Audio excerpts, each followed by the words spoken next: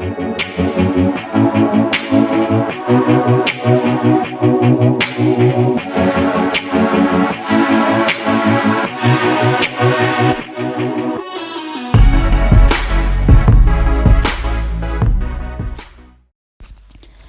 Friends, welcome to my foot hub.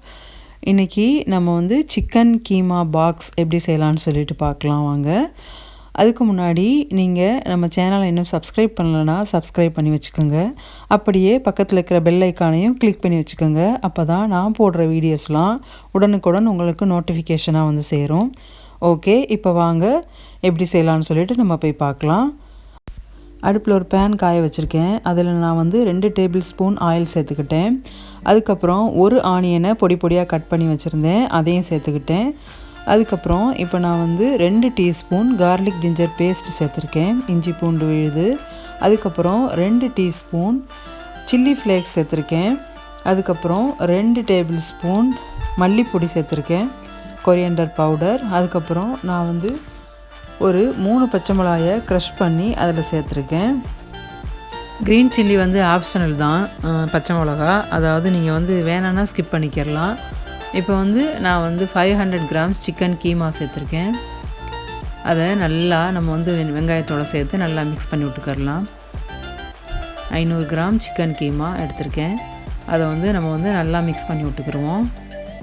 இப்போது நான் வந்து 1 டீஸ்பூன் சில்லி பவுடர் சேர்த்துக்கிறேன், மிளகாப்பொடி, 1 டீஸ்பூன் உப்பு சேர்த்துக்கிறேன். இப்போ இது எல்லாத்தையும் நல்லா மிக்ஸ் பண்ணி விட்டு நம்ம வந்து ஒரு மூடி போட்டு கொஞ்சம் நேரம் மூடி வச்சு வேக வைக்கலாம். இதில் வந்து கொஞ்சம் உரப்பு இருந்தால் நல்லாயிருக்கும் அப்படிங்கிறதுக்காக தான் நான் சில்லி பவுடர் சேர்த்துருக்கேன். இப்போ இதை ஒரு மூடி போட்டு நம்ம வந்து ஒரு 7 to 8 மினிட்ஸ் வேக வைக்கலாம். இப்போது ஒரு 7 to 8 மினிட்ஸ் வந்து நான் வந்து வச்சுருந்தேன்.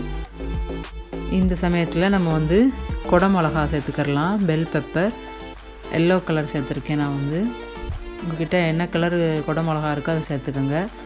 நீங்கள் வந்து கேரட் வேணுன்னா கூட கேரட் சேர்த்துக்கரலாம் இதில். இப்போ நம்ம வந்து மறுபடியும் மூடி போட்டு நான் வந்து இன்னும் ஒரு 5 நிமிஷம் வேக வச்சுக்கிறேன். இப்போ 5 மினிட்ஸ் ஆயிடுச்சு.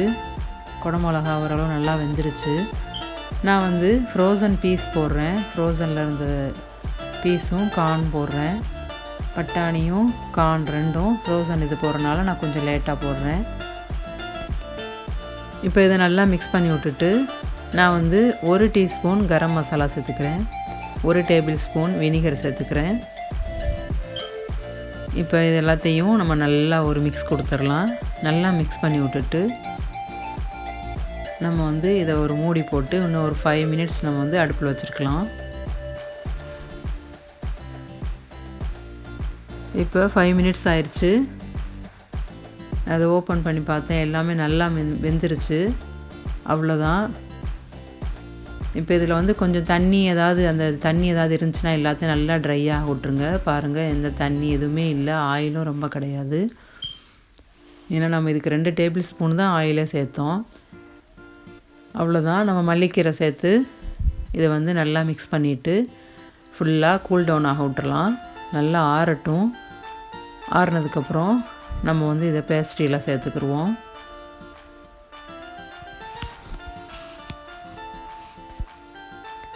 அவ்வளோதான், நான் எல்லாத்தையும் நல்லா ஆற வச்சுட்டேன். இப்போ நம்ம வந்து இதை வந்து பேஸ்ட்ரியில் சேர்த்துருவோம். நான் வந்து சமோசா ஷீட் எடுத்திருக்கேன். 2 சமோசா ஷீட் எடுத்து இந்த மாதிரி ப்ளஸ் மாதிரி நம்ம வச்சுக்கிடுவோம்.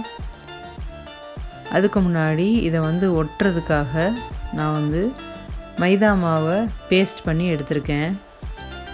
இந்த மாதிரி பேஸ்ட் பண்ணி எடுத்துட்டு இது எல்லாத்தையும் நம்ம வந்து அதை மைதா மாவு பேஸ்ட் போட்டு ஸ்டிக் பண்ணிக்கிறலாம். இதை வச்சுட்டு இப்போ இதில் வந்து நான் வந்து கீமா வைக்கிறேன். 2 டேபிள் ஸ்பூன் கீமா வச்சுக்கிறேன்.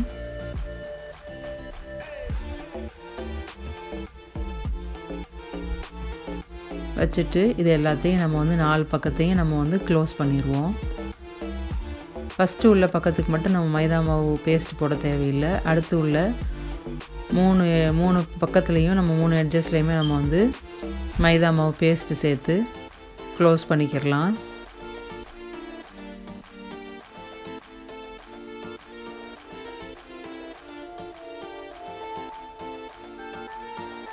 இந்த மாதிரி எல்லா சைடையும் நம்ம வந்து பேஸ்ட்டு போட்டு நம்ம ஒட்டிடலாம்.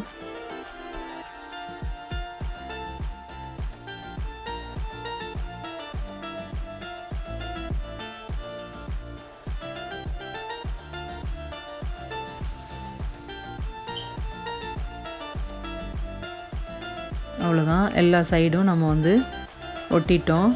இப்போ இது வந்து எல்லா பக்கமுமே நல்லா க்ளோஸ்ட் ஆகிருக்கான்னு பார்த்துக்கோங்க. எந்த இடத்துல நம்ம வந்து கேப் இல்லாமல் எல்லா பக்கத்தையும் க்ளோஸ் பண்ணிடணும். இப்போ இதே மாதிரி நான் உங்களுக்கு இன்னும் ஒன்று செஞ்சு காட்டுறேன்.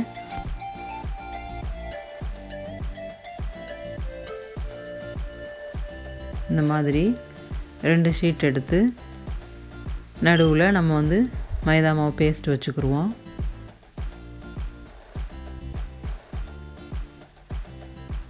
வச்சு இதில் வந்து அதை ஸ்டிக் பண்ணி வச்சுட்டு இப்போ நம்ம கீமா எடுத்து வச்சுக்கிடலாம்.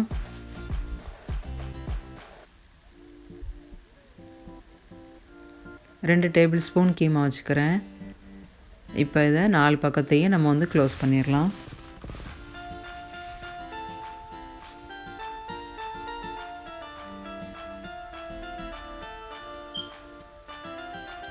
நடுவில் எந்த கேப் இல்லாமல் கரெக்டாக வச்சு எல்லா பக்கத்தையும் நம்ம க்ளோஸ் பண்ணிடலாம். அவ்வளோதான். இதே மாதிரி எல்லா பேஸ்ட்ரியுமே நான் வந்து செஞ்சு எடுத்துட்டேன். அவ்வளோதான். இப்போ வந்து நான் வந்து அடுப்பில் வந்து ஒரு ஃப்ரையிங் பேனை வச்சு அதில் ஆயில் சேர்த்துருக்கேன். ஆயில் வந்து நல்லா காஞ்சிருச்சு. இப்போ இந்த பாக்ஸ் எல்லாத்தையும் நம்ம அதில் போட்டுடலாம்.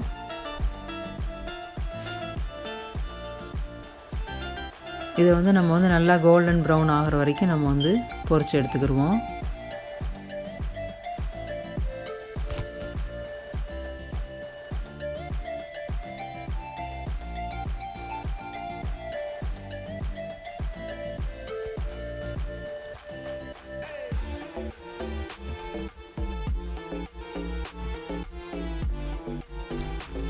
இப்போ இது நல்லா கோல்டன் ப்ரௌன் ஆயிடுச்சு. இந்த சமயத்தில் நம்ம இது எல்லாத்தையும் எடுத்துடலாம்.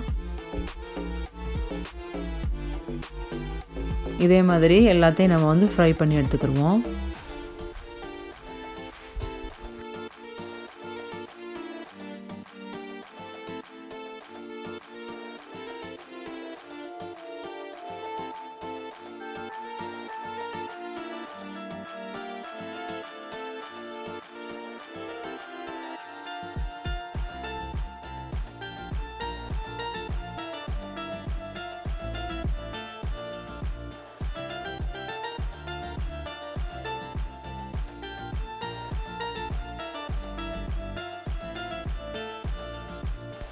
அவ்வளோதான், நான் எல்லாத்தையுமே ஃப்ரை பண்ணி எடுத்துட்டேன். சிக்கன் கீமா பாக்ஸ் எல்லாம் தயாராகிருச்சு. பாருங்கள், நல்லா கோல்டன் ப்ரௌனாக சூப்பரான சிக்கன் கீமா பாக்ஸ் தயாராகிருச்சு. நான் வந்து இதை வந்து உங்களுக்கு வந்து ஓப்பன் பண்ணி காட்டுறேன். பாருங்கள், சூப்பராக எம்மியான சிக்கன் கீமா பாக்ஸ் தயாராகிருச்சு. இதே மாதிரி நீங்கள் செஞ்சு பாருங்கள். உங்கள் ஃப்ரெண்ட்ஸுங்களுக்கும் ஷேர் பண்ணுங்கள். இந்த வீடியோ உங்களுக்கு பிடிச்சிருந்துச்சின்னா இந்த வீடியோவுக்கு ஒரு லைக் கொடுங்க. மறக்காமல் மை ஃபுட் ஹப்க்கு சப்ஸ்கிரைப் பண்ணுங்கள். ஓகே ஃப்ரெண்ட்ஸ், தேங்க்ஸ் ஃபார் வாட்சிங். Take care. அஸ்ஸலாமு அலைக்கும்.